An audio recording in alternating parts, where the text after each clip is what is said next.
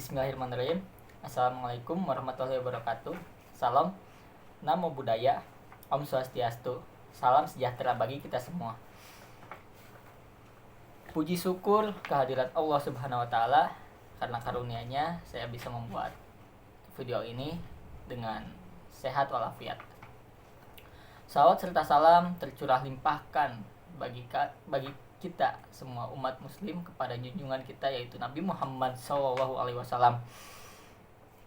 Sebelumnya perkenalkan, nama saya Jepi Staran Saputra dari kelas IF 3A bidang prodi informatika semester 3 dengan NPM 988240512011117. Sebelumnya alasan saya membuat video ini adalah saya ingin memaparkan terkait lifetime value dalam mata kuliah entrepreneurship. Untuk memulai menjadi seorang entrepreneur, kita harus memikirkan sebuah bisnis dalam jangka waktu yang panjang, bukan sebuah bisnis yang hanya mencoba saja.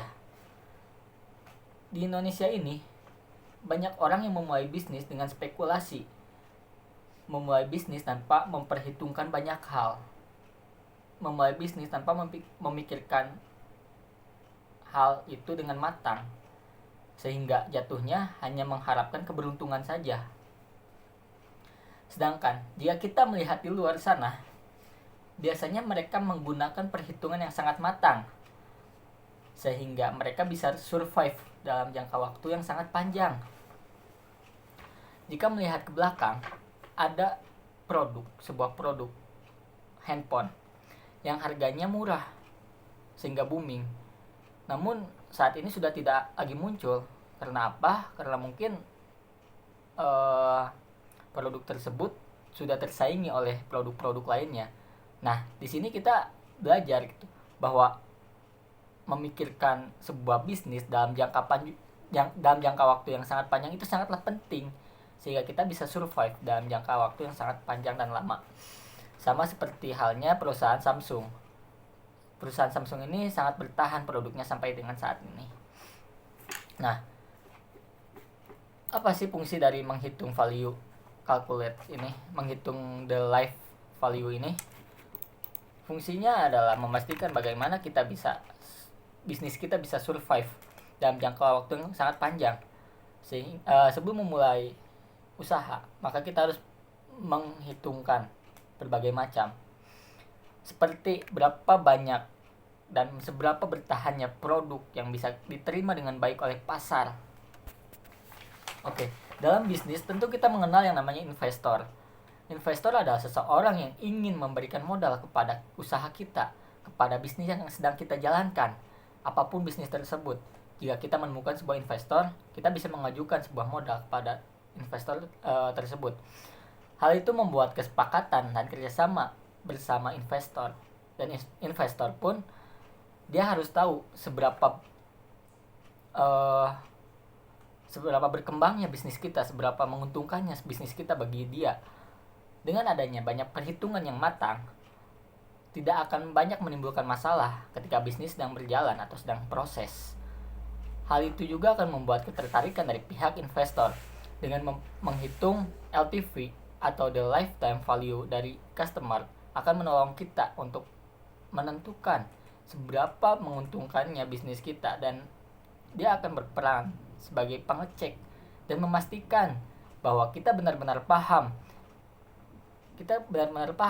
yang akan mendorong keberlanjutan keuntungan dari bisnis kita, sehingga kita bisa tetap fokus memajukan bisnis kita agar lebih spesifik.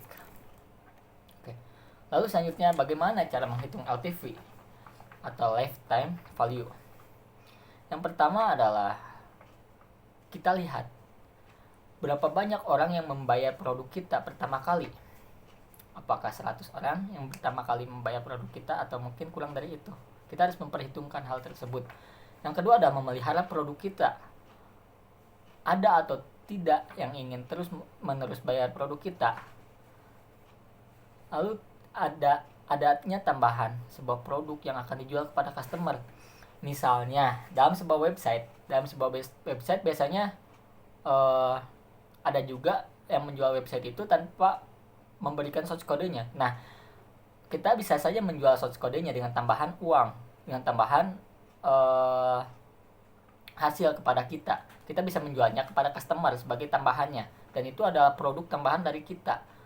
Itu sebagai contoh dari website. Bisa saja dari aplikasi pun ada juga yang tidak memberikan database-nya. Nah, bisa saja kita berikan database-nya dengan catatan itu ada produk tambahan yang akan kita jual.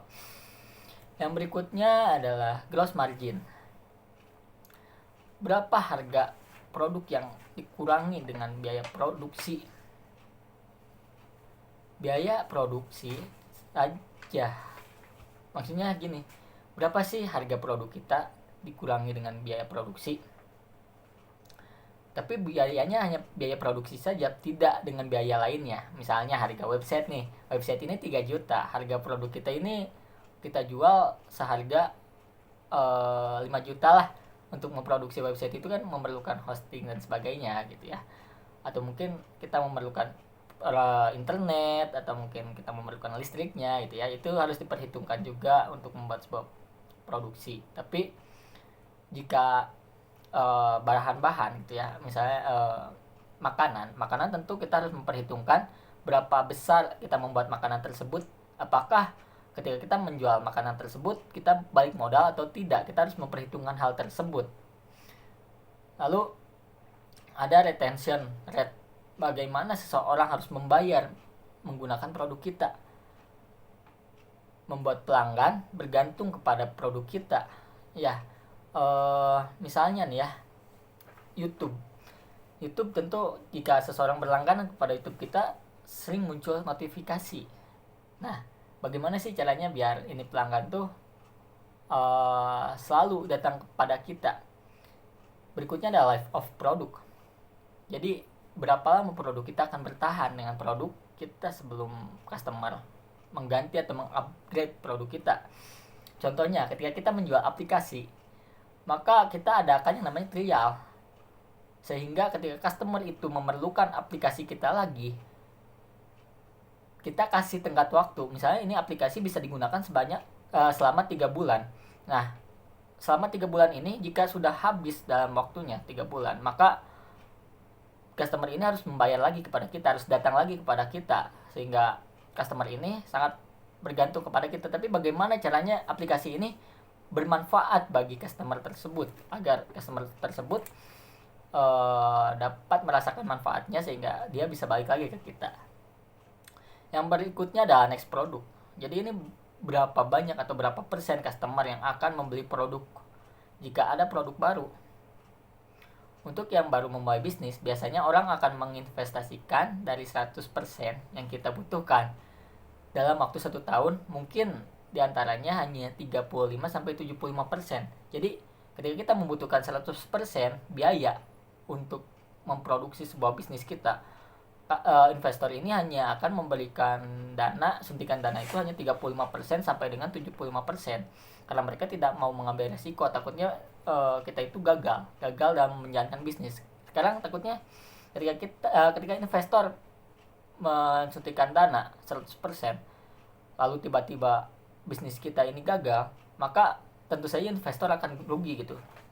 Tapi berbanding kebalik, jika misalnya investor tahu bisnis kita ini berkembang sangat pesat, investor ini akan menyuntikkan dana lebih tinggi lagi. Nah, jika prospeknya semakin tinggi, investor juga akan menyuntikkan dana yang lebih tinggi kepada kita. LTV kita hitung kurang dari 5 tahun. Yang pertama, hitung berapa besar profit yang kita terima. Dan yang terakhir adalah rumus menghitung lifetime value adalah profit dikalikan dengan 1 kurangi cost of capital rate. Cost of capital rate ini adalah berapa banyak pengeluaran kita setiap tahunnya. Baik, mungkin sekian yang dapat saya sampaikan, yang dapat saya paparkan. Bila ada salah kata ataupun perilaku yang kurang berkenan di hati, mohon dimaafkan. Wabillahi taufiq wal hidayah. Wassalamualaikum warahmatullahi wabarakatuh.